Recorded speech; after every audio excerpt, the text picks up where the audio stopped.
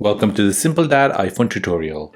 In this video, I'll show you how to charge your iPhone 14 Pro Max. Before moving on to the video, I would appreciate if you can let me know if this video is helpful or not. You can do this by hitting the thumbs up button or the thumbs down button. So you bought your new iPhone 14 Pro Max and now you want to charge it. So there are two ways you can charge your phone.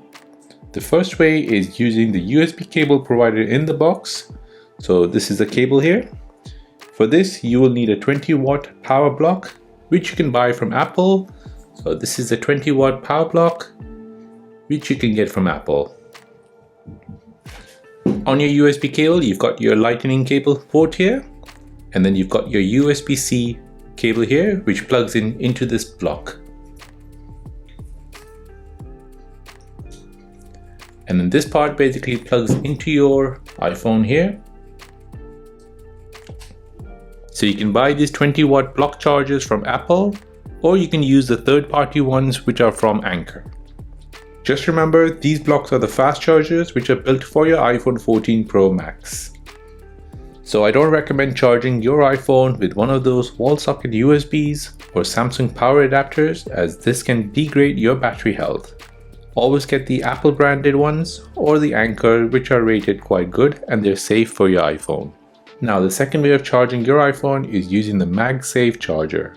So these chargers are basically wireless and they're a round charging block from Apple. It basically sticks to the back of your iPhone, so it'll stick somewhere here in the center. You can also use other certified wireless phone charger, but you need to be careful and you need to choose the ones that are not above 20 watt. So for example here, I've got the Belkin Player, which is about 15 watt. So just remember, the most your iPhone can support is 20 watt.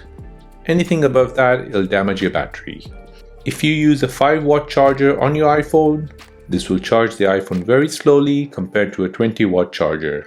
And that is how to charge your iPhone 14 Pro Max. If this video was helpful, then please subscribe to see more videos like this. If you have any other questions, then please do let me know in the comment section down below. Thanks for watching and see you in the next one.